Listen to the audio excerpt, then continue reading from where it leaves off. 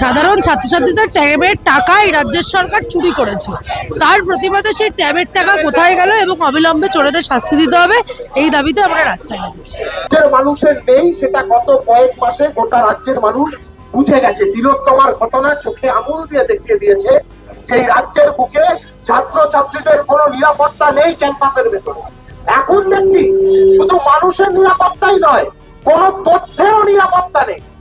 একজন ছাত্রছাত্রীর ইনফরমেশন, সেই ইনফরমেশনটারও কোনো সিকিউরিটি নেই এই রাজ্যের বুকে। এর জবাব রাজ্যের সরকারকে দিতে হবে। এইভাবে দিনের পর দিন পড়াশোনার স্পেয়ারটাকে, দিনের পর দিন দুর্নীতির মোড়কে মুড়ে স্কুইজ করে দেওয়ার যে ধান্দাবাজি তৈরি করেছে রাজ্যের সরকার, তার বিরুদ্ধে গোটা রাজ্যের ছেলেমেয়েরা তারা ঐক্যবদ্ধ হয়েছে। একটার পর একটা জেলায় ডিআই কে ঘেরাও হয়েছে। আজকে কলেজ স্ট্রিটের বুকে দাঁড়িয়ে হুঁশিয়ারি দিয়ে গেলাম, ট্যাবের টাকা কোথায় আছে?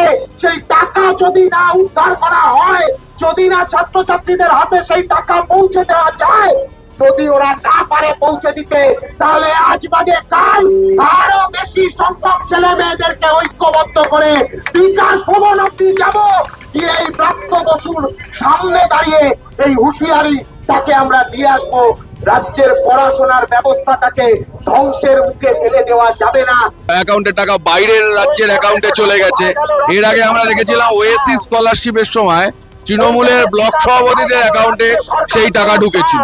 আমাদের এটা আশঙ্কা যে সেইবার ওইটা করতে গিয়ে লোকের কাছে ধরা পড়ে গিয়ে এইবার এরকম হচ্ছে কিনা যে এই টাকাটা বাইরের অ্যাকাউন্টে ঢুকে যাচ্ছে, তারপর কদিন পরে সেটা ঘুরে ফিরে আবার তৃণমূলীদের নেতাদের অ্যাকাউন্টে ঢুকবে কিনা, এই আশঙ্কাও আমাদের আছে। তাই এই প্রতিবাদ আমাদের আছে, প্রতিবাদ চলবে। এই যে ট্যাবের যে টাকাটা আমাদের ছাত্রদের পাওয়ার কথা, সেই ট্যাবের টাকাটা চুরি হয়েছে, এটা বিভিন্ন নিউজ চ্যানেল, বিভিন্ন সোর্সেস থেকে আমরা জানতে পেরেছি। এই যে ট্যাবের টাকা আরও যে বিভিন্ন জায়গা থেকে কাটমানি সরকার নিচ্ছে, এই টাকাটা সাধারণ মানুষজনের, সাধারণ ছাত্রছাত্রীদের পাওয়ার কথা। এই টাকাটা ছাত্রছাত্রীরা পাচ্ছে না, তাহলে এই টাকাটা যাচ্ছে কোথায়? এই প্রশ্ন তুলে আজকের কর্মসূচি। এই প্রশ্ন তুলে আমরা বিভিন্ন জায়গায় বিভিন্ন সময় আন্দোলনে নেমেছি, আজকেও নেমেছি, আগামীতে যদি আবার প্রয়োজন হয় আবার নামবো। যতদিন আমরা জবাবগুলো পাবো না ততদিন আন্দোলন চলবে। এসএফআই তো কোনোদিন ছাত্র সমাজের উন্নয়ন করেনি। কোথায় ছিল এসএফআই? নির্লজ্জ। যখন প্রাথমিক শিক্ষা থেকে ইংরাজি তুলে দিয়েছিল সিপিএম, আর প্রাইভেট ইংলিশ মিডিয়ামে সিপিএম এর নেতাদের ছেলেমেয়েরা পড়তে যেত, তখন এসএফআই কোথায় ছিল? কোথায় ছিল এসএফআই?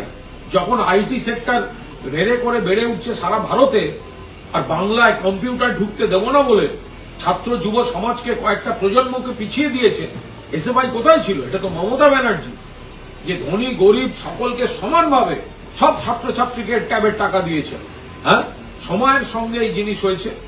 সাইবার যেমন এই অনলাইন ব্যাংকিং যেমন হয়েছে, সাইবার ক্রাইমও এসেছে, চিহ্নিত হচ্ছে, ধরা হচ্ছে, সিস্টেমটা ফুল প্রুফ করা হচ্ছে যাতে আগামীবার থেকে এই ধরনের কোনো সফটওয়্যার জনিত কোনো সমস্যাও না হয়। তাতে এসএফআই আর কি একটা শূন্য হওয়া দল তাদের বড় বড় কথা।